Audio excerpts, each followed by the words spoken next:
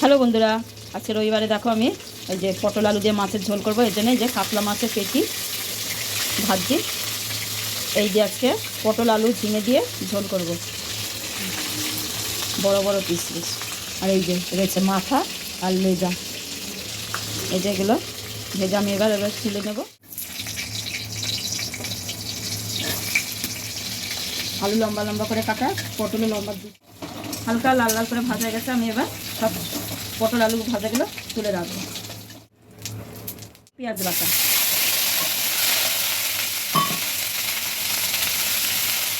Tomato, এইটা দিচ্ছি,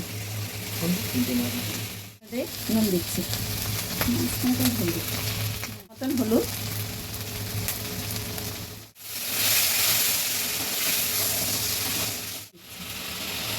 এগুলোকে একটু ভেঙে দেবো খুন্তি দিয়ে এমনি করে। এখন ভাজা হয়নি, এখন এই মশলার উপর আমার মশলার সাথে গরম জলটা দেবো। গরম জল দিলে তরিটাকে এই আমি এখন এবার আমি ঢাকাটা খুলছি। সবজিগুলো আমার সেদ্ধ হয়ে গিয়ে দেবো। এই যে মাছটা এবার উল্টে দেবো, তাহলে রেডি হয়ে যাবে। আর এই যে কাতলা মাছের পটল আলু ঝিঙে দিয়ে ঝোল রেডি।